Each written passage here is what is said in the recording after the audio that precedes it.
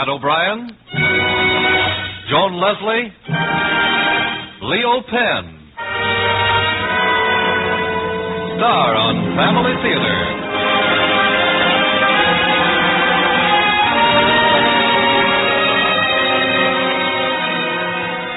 The Mutual Broadcasting System, in cooperation with Family Theater Incorporated, presents Round Trip, starring Joan Leslie and Leo Penn. Brief portions are transcribed. Pat O'Brien is your host. This week's Family Theater story is one that's been told about 10,000 times, I guess. Part of it, anyway. The part about a boy and a girl who meet and fall in love and begin to dream of the happy ending, which should be the outcome of any romance, at least according to the movies and bestsellers. Everybody has these dreams, and often they come true, but not by dreaming alone. Marriage is too real a thing, too serious, too much made up of the 1,001 details of daily life to be built solidly on the gossamer webs of youthful dreams. Marriage is living with a person morning, noon, and night, sharing every trouble and joy, accepting the bad qualities, and balancing them against the good. Marriage and romance are two mighty different things. Romance only needs a moon in June. A marriage that endures needs work and sacrifice and prayer. It needs God with His help and guidance. It needs two people who realize that more things are wrought by prayer than this world dreams of. But we're getting away from our story, though. Round Trip, it's called, and I hope you like it. Pat O'Brien returns after our story, which stars Joan Leslie and Leo Penn.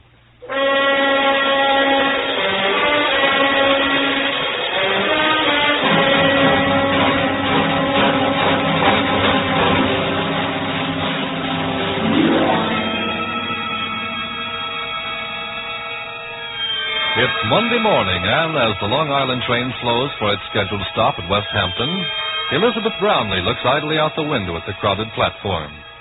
These are commuters, the working people whose lives are built around the arrival and departure of the train that carries them to that job in the city and home again. And usually on a Monday morning among the regular passengers, you can spot it the telltale suitcase of a city dweller returning from a weekend in the country, like the man who just got on. His suitcase not only identifies him as a returning vacationist, but as an ex-serviceman as well, for it's an old, beat-up flight bag.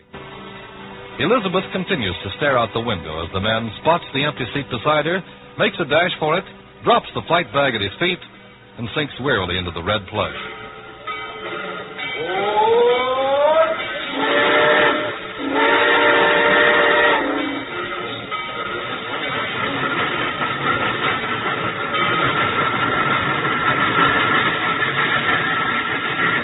I made it.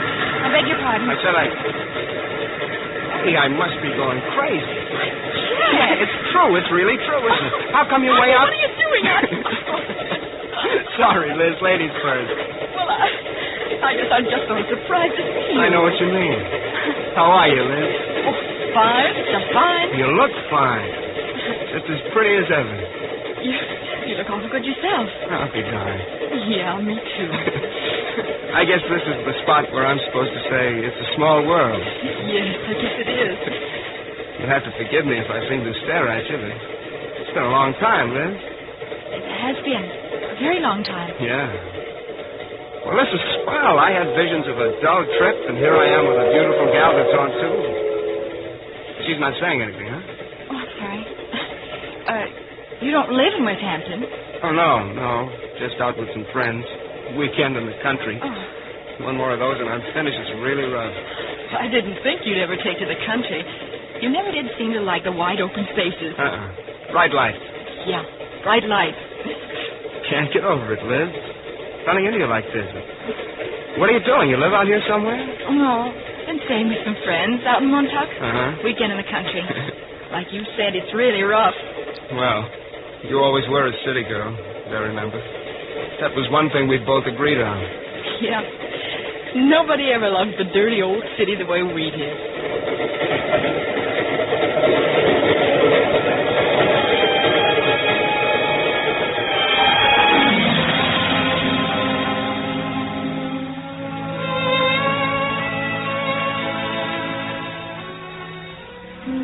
Nobody ever loved the dirty old city the way we did. And nobody ever loved each other the way we did. I remember the first time we met. New Year's Eve in Times Square. Everything was crazy with us right from the start. It was noisy and bright and wonderful. And you were out with a girl named Mary, and I was with a boy named Clay. And somehow in the crowd, I lost Clay, and you lost Mary. And the next thing I knew, we were together, close together.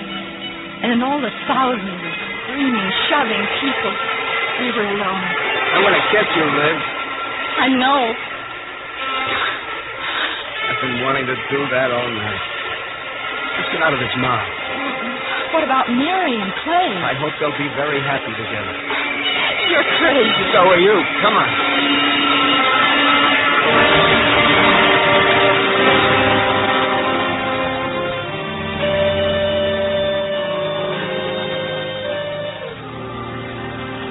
We walked around the city for the rest of the night and watched the morning come to town. You like this town the way I do, don't you, Liz? I guess I do. Do you want it? I'll give it to you. We'd better find Clay and Mary. Forget about Clay and Mary. It's a new day and a new year, and I'm giving you the greatest city in the world for a Happy New Year present. You want it or don't you? Oh, yes, Jack. Sure I do. Well, it's yours. All the bridges and the noise and the high buildings and the subways and the lights and the automat and me. I'm going to kiss you again. I know. Let's go get something to eat.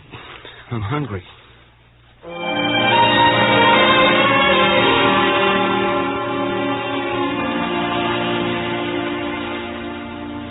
That's the way it was right from the start. Crazy and wonderful. We thought we had the world by the tail. And in a way, we did. Our part of the world.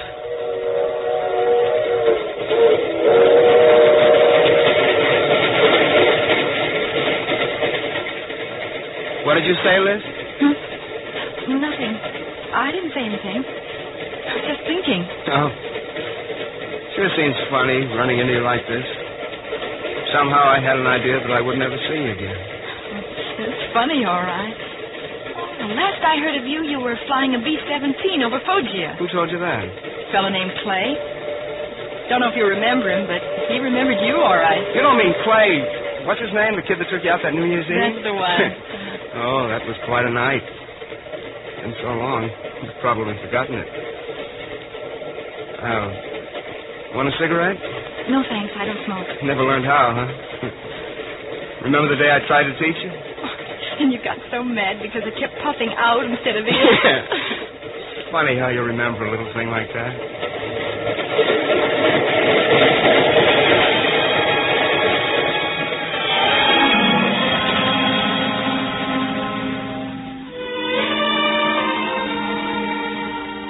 It's funny how I remember everything about you. Looking at you now, sitting there beside me. If you only knew all the things I remember. The way it was fun to just walk down the street with you. Even in the rain, we used to stomp around. And that one night, it was really pouring. We'd taken the Staten Island ferry just for the ride. Because where else can you take a cruise for 5 cents?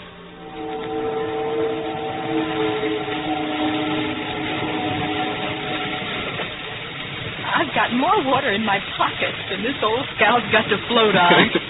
You want to go inside? No. Do you? No. Of course, you realize that we're out of our minds. I don't think so. Look straight ahead. What do you see? The Statue of Liberty. You know, some people spend a fortune to get on a boat, sail clear across the ocean, turn around and sail back just to have the thrill of being welcomed home by the lady with the torch in her hand. Hey, that was quite a speech. I like it. I like you. I love you. Come here, Liz. You look like a puppy that fell in the rain, pal. But you're the most beautiful girl in the world. We're going to get married. get married. You want to marry me, don't you? Oh, yes. Yes, I do, but... What? Oh, see, I don't know. I guess I just didn't think about it. I haven't had time to think about it. I've only known you 2 weeks and 3 days and... And what? Only 26 minutes. But I guess I couldn't love you anymore if I'd known you for 300 years. I haven't got any money, Liz. Haven't got anything except the room with a view and a shaky job with a second-rate publishing house. We've got each other. That's the important thing. Yeah, that's the important thing.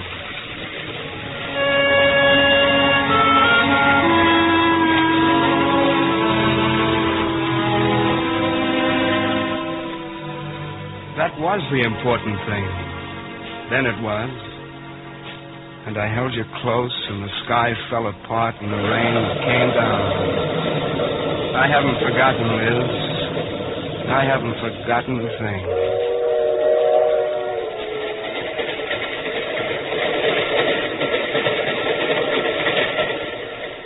It's raining. Huh? I said it's raining. It was raining then, too. It was what? Nothing, Liz. Wish they served food on these trains. I'm hungry.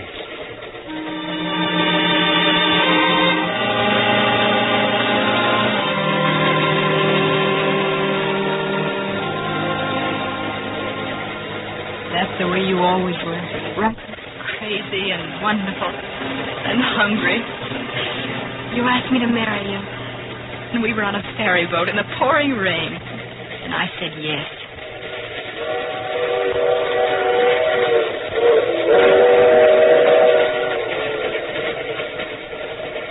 Did you say something, Liz? I thought you said something. Oh, I haven't said anything since I said it was raining. It's still raining. Hey, it is beginning to come down, isn't it? I hope someone's meeting you at the station. Someone meeting you? No. Oh. What do you do, Liz? I mean... Oh, I'm a working girl. Work at SWC&D, advertising agency. Pounding a typewriter. Did you marry anyone I know? No. I didn't marry anyone. Would you like a cigarette? I'm sorry. I asked you that before, didn't I? Uh-huh. Oh, looks like a real storm out there, doesn't it? Uh-huh. Not married. How'd a pretty girl like you keep from getting married? I haven't had a bit of trouble. Not a bit.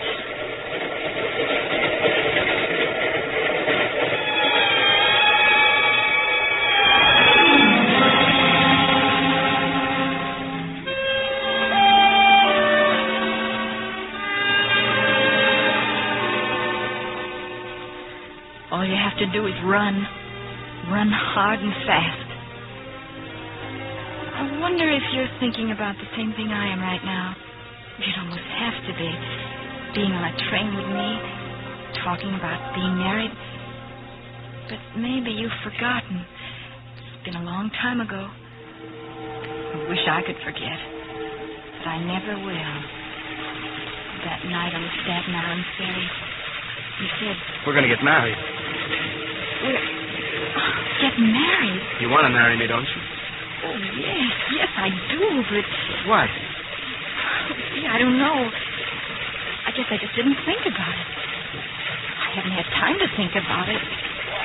I've only known you 2 weeks and 3 days and... And what? 26 minutes.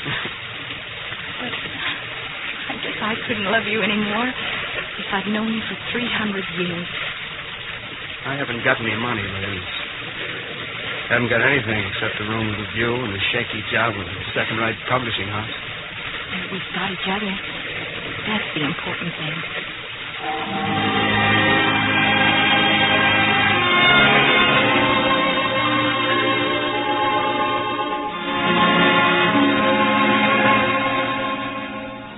That was the important thing. We had each other. And we got off the ferry boat and ran through the rain to look in the window at Tiffany's. What do you have, Liz? Oh, let me see now. What shall I choose? Circle of diamonds or a plain but oh so smart gold band? Hey, Liz. What? One day I'll buy you the whole window full. I know you will. It doesn't matter about that shaky job in one room with a view. Maybe you better show me the view.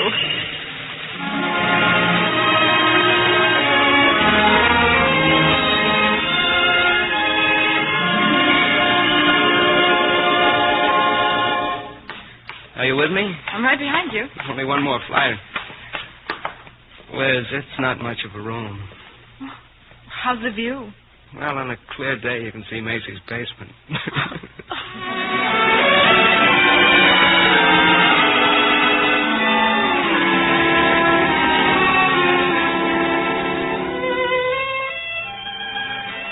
It was a beautiful view. Right smack into a brick wall. But that didn't matter. Nothing mattered except that we loved each other. We were going to get married. The sooner the better. What about it, Liz? Don't you think you ought to tell your folks? No, they'd try to talk me out of it. I know they would. I don't want to be talked out of it. I want everything to stay just as it is. Nobody else in the world. Just you and me. I don't want you to be sorry. I'd go crazy if I made you unhappy. Hey, you're not changing your mind. I'll never change my mind about you.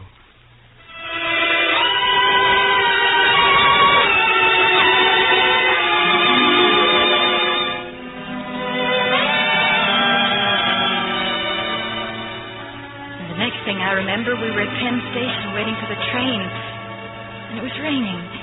And we were running away to get married and live happily ever after.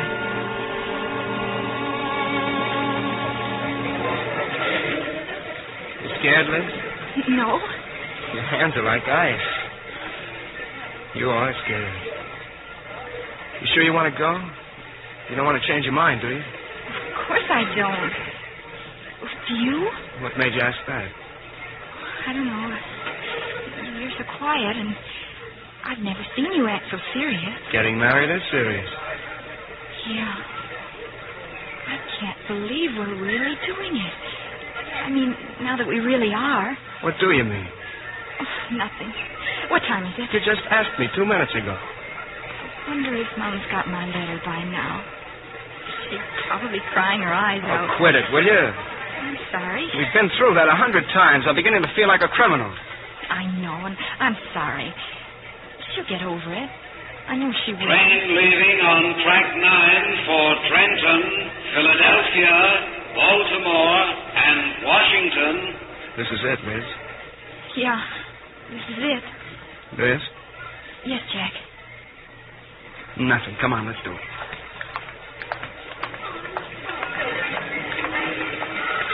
Stop raining. Yeah, You're shaking.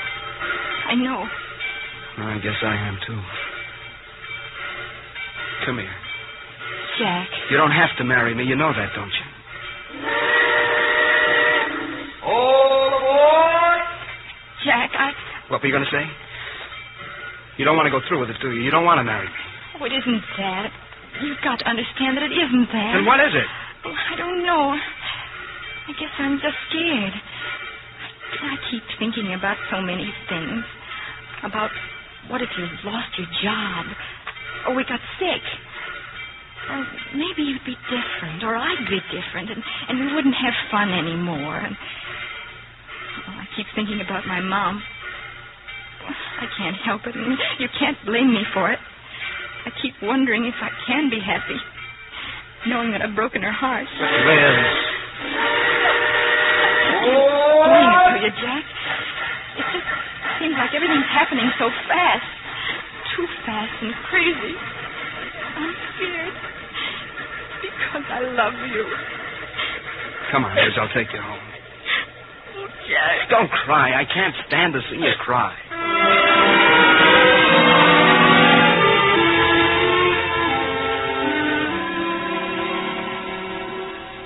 But I couldn't stop crying. And it started raining again, and you took me home. I wanted to talk to you, but I couldn't. I wanted to tell you that it wasn't because I didn't love you. But all of a sudden I realized that marriage isn't built on a ferry boat ride. It needs thought and understanding.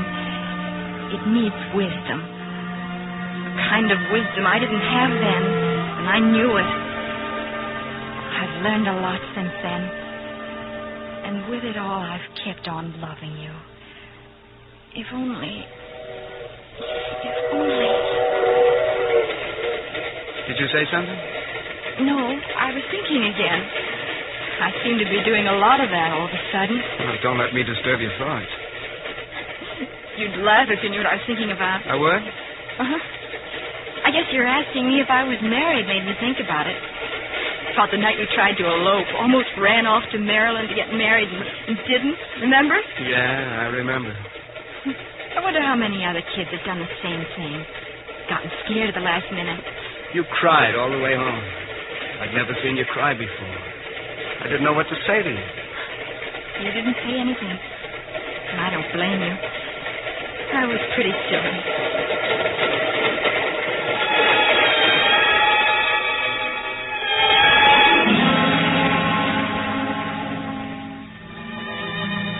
Gee, I wish I could tell you, Liz. Wish I could tell you that you weren't silly. We just weren't ready for what happened to us. I know that now. Somewhere the timing got all mixed up. I was scared, too, but I wouldn't admit it. I was scared because I started thinking ahead for the first time. Thinking about the responsibilities I'd have, wondering if I could handle them. What if I couldn't? And what would happen to us? After that night, everything seemed to fall apart. Maybe it was because we both felt guilty that we'd let each other down. I don't know why, but we couldn't talk anymore. But I've never stopped loving you, not for a minute. I remember the last time I saw you. Kind of funny. It was New Year's Eve again, 1941. The crowd in Times Square wasn't quite so gay. You were with that boy. I was so surprised when I called to you. Liz! How are you, Liz? Fine. I'm fine. Just wanted to wish you a Happy New Year. Well, thanks, Jack. Same to you. I called you the other day. I know. I've been meaning to call you back, but I've got a job now, and, well... Sure, I know. Look, Clay's waiting, and I... Yeah, don't want to keep Clay waiting. I better run. I'll see you, Jack. Liz, wait a minute. Liz!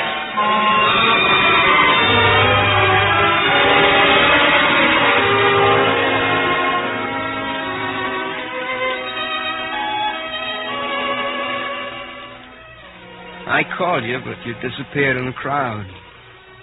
I wanted to tell you that I was going away, that I'd enlisted in the Air Corps. I never saw you again.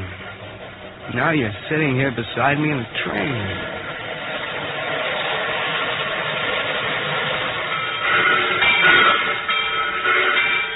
You're home, Jack. Huh? We're here, in the station. Pennsylvania Station. Pennsylvania Station. Here, I'll carry that bag for you. Whoa, what you say? Well, I guess this is... It certainly was nice seeing you, Jack. Yeah. I guess I'd better get going. Well, I'll carry your bag out for you. Get your cab. Would you? Sure. Come on. The old Penn station hasn't changed much, has it? Same old station. Will your wife be meeting you? Oh, no. I didn't get married either. Oh. The cabs are over here. Look, Liz, maybe I could call you sometime, huh? Where are you living? Same place? No kidding. Huh? How about you? Oh, I've got a room with a little better view than I used to have. Special car for Santa Fe Chief now boarding on track 2. Train loading on track 9 for Trenton, Philadelphia, Baltimore, and Washington. Liz? Yeah? Nothing. Train loading on track 9 for Trenton, Philadelphia, Baltimore, and Washington. Jack? Yeah? Go on. What were you going to say? I was just going to say that, well, sometimes don't you think people are confused and frightened because they are faced with something so important they're afraid they can't live up to it? You mean marriage, Liz? Is that what you mean? Yeah, that's what I mean. I know a guy that was scared to death of it once. He's changed. So is she. Train leaving on track 9 for Trenton, Philadelphia, Baltimore, and Washington. The train on track 9. It goes to Baltimore. That's in Maryland. Uh-huh. You want to get on that train? Yeah. Do you? Then let's. But not now. Those trains leave every hour, every day of the week. Liz, let's us pick a special one. After we get to know each other again, after we're sure. Oh, we'll be sure this time. Come here. I'm going to kiss you. I know. Now, come on. I'll take you home. We've got a lot of things to talk about. Okay. But, Jack, huh? Get a couple of candy bars first, will you? I'm hungry.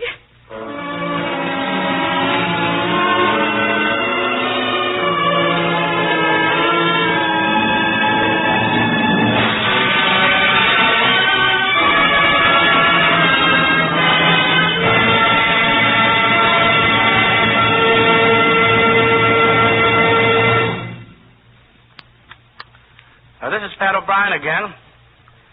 You know, there's a sort of sarcastic question you'll hear asked every once in a while. It goes like this. Why don't you grow up? It's a good question, I think. One that we should keep asking ourselves every day of our lives. Because the moment we stop growing, stop seeing things more clearly and acting more rationally, well, then we've really stopped living. Now, there are a lot of husbands and wives, there's a lot of parents who have never quite grown up.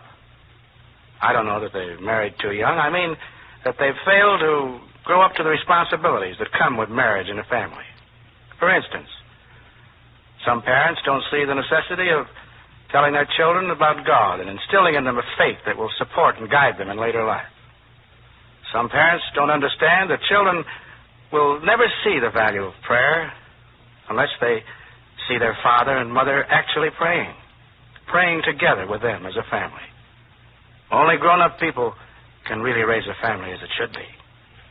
Only the grown-ups realize that the family that prays together stays together. Thank you for being with us, and God bless you.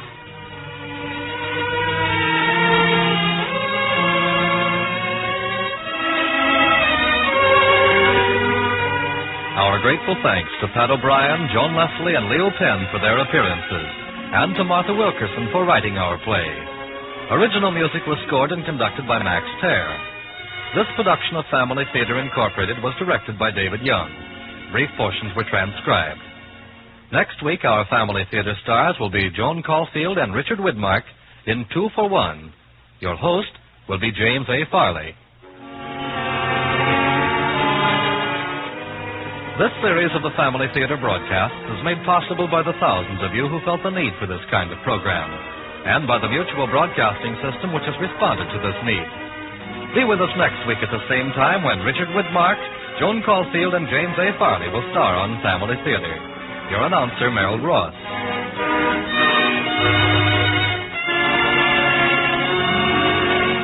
This is the Mutual Broadcasting System.